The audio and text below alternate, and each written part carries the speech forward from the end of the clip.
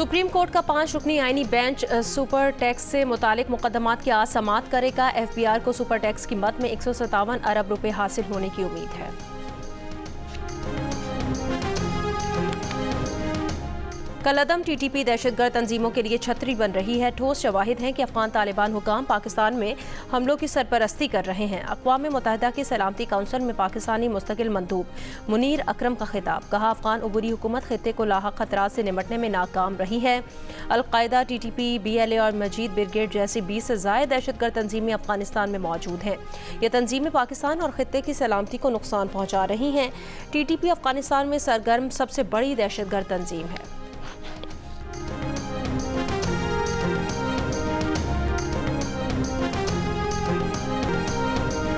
इंसानी स्मगलिंग के आलमी रैकेट के ऑपरेशनल मैनेजर पाकिस्तान उस्मान जज्जा के खिलाफ 15 मुकदमात दर्ज। मुलजिम को आज अदालत में पेश किया जाएगा। FIA के मुताबिक उस्मान जज्जा के मोबाइल फ़ोन से आलमी रैकेट की अहम मालूमात मिली हैं। उस्मान जज्जा का भाई खुरम जज्जा लीबिया यूनान रूट पर आलमी रैकेट का मरकजी किरदार है, जो कई सालों से लीबिया में मुकीम है। खुरम जज्जा के रेड वारंट जारी करवाने के लिए कानूनी कार्रवाई जारी।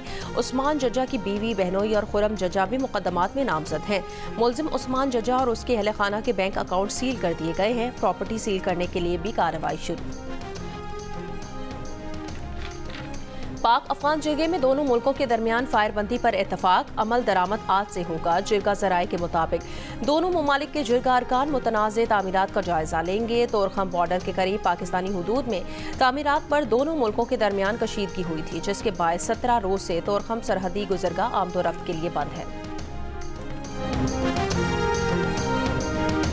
कोयटा में निजी हाउसिंग स्कीम के 2 मालिकान और QDA का डायरेक्टर प्लानिंग गिरफ्तार। DG एंटी करप्शन के मुताबिक निजी हाउसिंग स्कीम की 300 से ज़ायद शिकायत मौसूल हुई थी।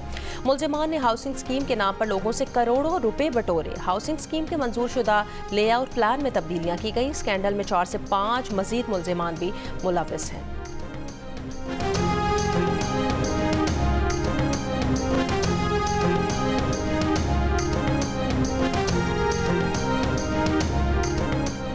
टंडो आदम शहर में मोटरसाइकिल छीनने के दौरान मुज़ाहिमत पर शहरी कत्ल। पुलिस के मुताबिक डाकू फायरिंग करते हुए फरार हो गए।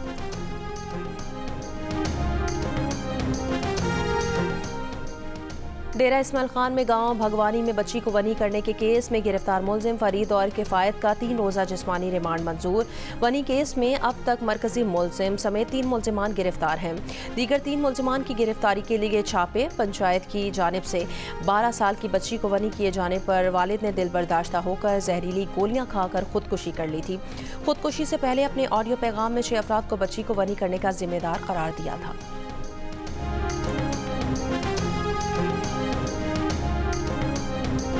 सिंध असम्बली का इजलास 13 मार्च को तलब। इजलास दरियाए सिंध पर 6 मुतनाज़ केनाल्स के खिलाफ 1 पॉइंट एजेंडा होगा। ज़राए के मुताबिक सिंध असम्बली से दरियाए सिंध पर मुतनाज़ केनाल्स के खिलाफ करारदाद मंजूर कराई जाएगी। सिंध हुकूमत ऐवान को केनाल्स के खिलाफ अपने मुसलसल मौक़िफ़ और आईनी और हुकूमती सतह पर इक़दामात से आगाह करेगी।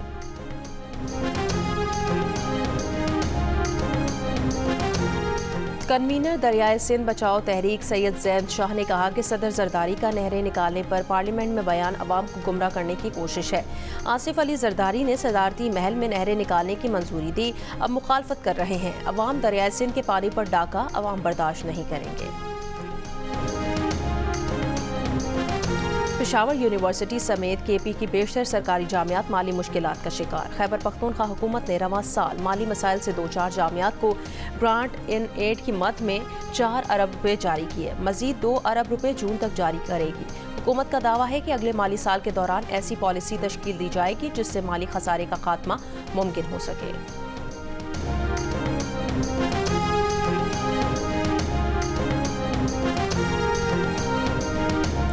स्टेट बैंक ने अगले 2 माह के लिए शरह सूद बरकरार रखने का ऐलान कर दिया। करार दिया कि फरवरी 2025 में महंगाई तवक्कुआत से कम रही।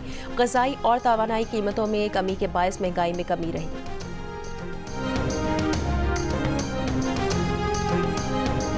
सिंध हुकूमत का सरकारी मुलाजमीन को ईद उल फितर से पहले रवां माह की तनख्वाह देने का फैसला।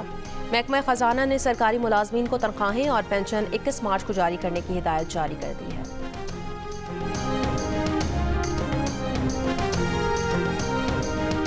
अमरीकी स्टॉक मार्केट्स में शदीद मंदी, डाउ जोन्स और S&P में 2% से जायद गिरावट, नेस्डेक इंडेक्स में 4% कमी रिकॉर्ड। S&P और नेस्डेक में साल का बदतरीन दिन। नेस्डेक कंपोजिट इंडेक्स में सितंबर 2022 के बाद सबसे बड़ी कमी रिकॉर्ड की गई है। अमरीकी मीडिया के मुताबिक बड़े पैमाने पर शेयर्स की फरोख्त टैरिफ असरात के बारे में तशवीश के बायस थी। इतवार को ट्रंप ने कहा कि अमरीकी मईशत मुंतकिली का दौर देखेगा।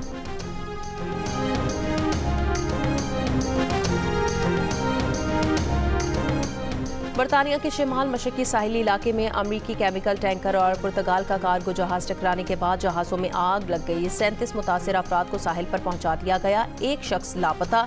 जहाज का कार्गो टैंक फट गया और ईंधन समंदर में बहने लगा।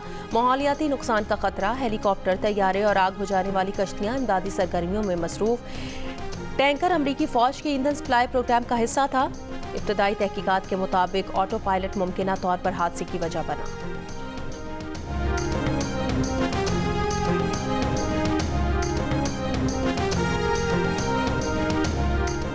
अक़वाम मुत्तहिदा का गजा में बिजली की फराहमी बहाल करने का मुतालिबा। कहा, इसराइल गजा में ईंधन और इंसानी इमदाद समेत कुछ भी दाखिल नहीं होने दे रहा।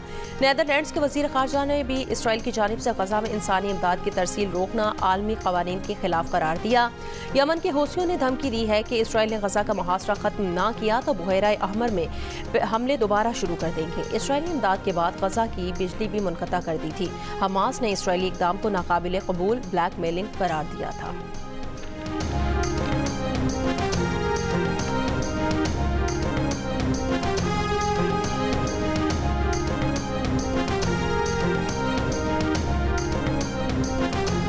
शाम में सिक्योरिटी फोर्सेज और बशारुल असद के हामियों के दरमियान झड़पों में 3 रोज़ के दौरान 1300 से जायद अफराद मारे गए, जिनमें से कम अज़ कम 830 शहरी हैं। बरतानिया में मौजूद शामी इंसानी हुकूक तंजीम के मुताबिक हालिया पुरतशद्दुद झड़पों का मरकज़ शाम के साहिली इलाके तरतूस और लज़ाकियाँ हैं, जहाँ अलवी कम्यूनिटी की अक्सरियत रहती है। हलाक होने वाले अक्सरियती शहरियों का बज़ाहिर ताल्लुक अलवी कम्यूनिटी से है।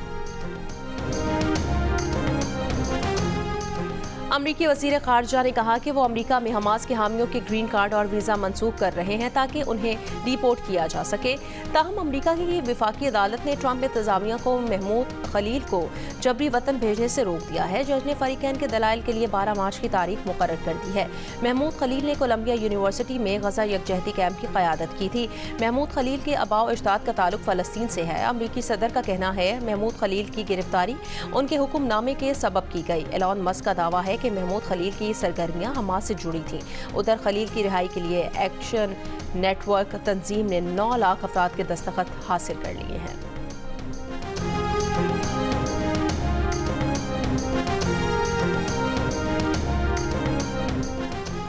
पोप फ्रांसिस की तबीयत बेहतर हो रही है। वेटिकन का एलामिया। 88 बरस के पोप फ्रांसिस 14 फरवरी से रोम के अस्पताल में ज़ेर इलाज हैं। पोप फ्रांसिस को फेफड़ों के शदीद इन्फेक्शन के बायस अस्पताल में दाखिल किया गया था।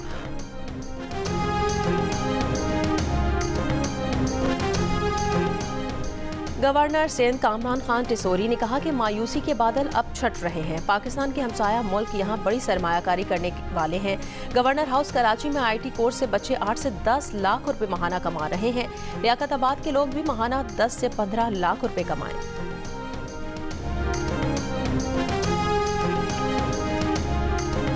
अमेरिका के शहर न्यूयॉर्क के पुलिस अफसरान की जानिब से इफ्तार डिनर का एहतमाम। मुस्लिम कम्युनिटी समेत शहरियों की बड़ी तादाद ने इफ्तार में शिरकत की।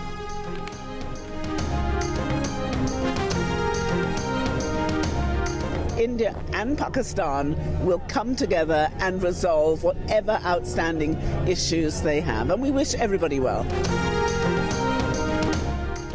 जंग अजीम में खिदमत अंजाम देने वाले फौजियों की याद में लंदन में तकरीब। दौलत मुश्तरका की सेक्रेटरी जनरल स्कॉटलैंड ने उम्मीद जाहिर की है कि पाकिस्तान और भारत अपने देरीना इख्तलाफात हल करेंगे। जियो न्यूज़ को इंटरव्यू में कहा कि जंग अजीम में लोगों ने जमहूरियत को दरपेश खतरात से निपटने, आज़ादी और अमन के लिए जाने दी। बरतानवी फ़ौज के मेजर मिन्हाज चौहान ने कहा कि बरतानवी फ़ौज में एशियाई कम्युनिटी के लिए बहुत मौके हैं।